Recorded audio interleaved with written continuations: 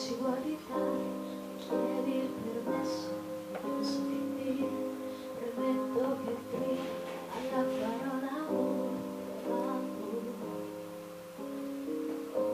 che vivo la storia più libera del mondo, e sento nell'aria anche profondo, a volte ho paura che crolli tutto quanto. Non è razionale, non lo puoi spiegare,